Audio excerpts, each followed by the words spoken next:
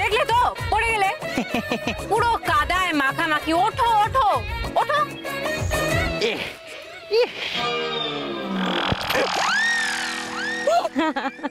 আরে ওঠো।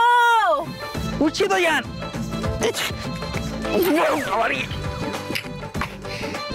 লাভ ও লাভ, তুই আমাদের হাত ধরে তোল, তুই না ঠেলে তুলে আমি উঠতে পারবো না, তোল না।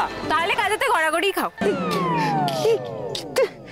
তুই ক্রুয়েল লাভ, খুব ক্রুয়েল।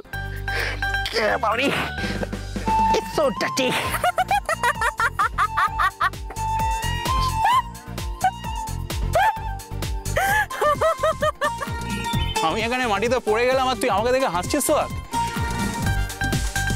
আমি তোর জন্য সেই সৌদি থেকে এখানে এলাম।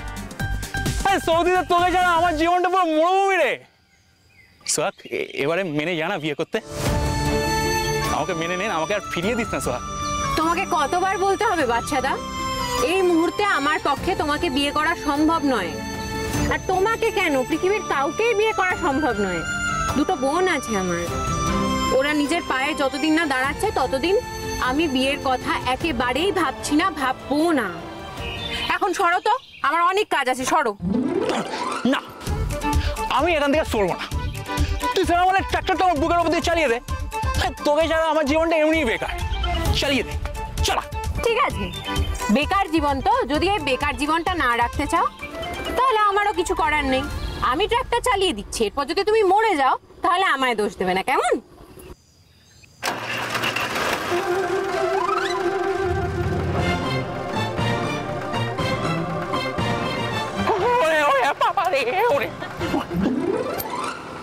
তোমাকে মেরে ফেলবি সোয়া? হ্যাঁ, তুমি মারবি? দাঁড়িয়ে থেকো না ভূতের মতো, বাড়ি যাও, বাড়ি যাও। সোহাগ, আমার কথা একটা বার শোন তুই।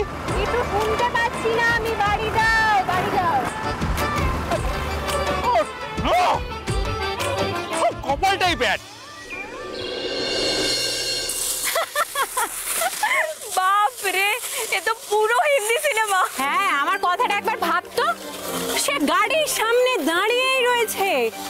ওকে বিয়ে না করলে নাকি গায়ের ওপর দিয়ে ট্রাক্টর চালিয়ে দিতে হবে।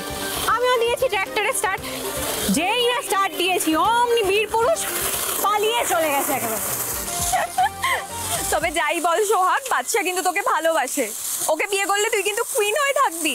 তাই তো, আমি কুইন হয়ে থাকি, আর আমার বোনগুলোর কি হবে? তুই তো জানিসই আমাদের মা নেই, ছোটবেলা থেকে দিম্মাই আমাদের বড় করেছে। আর দিম্মা তো এখন বয়স হয়েছে, বল, দিম্মা তো সবটা পারে না। তাই এখন আমি শিউলি আর শালুকের দিদি নই, মা। মানলাম, সব মানলাম,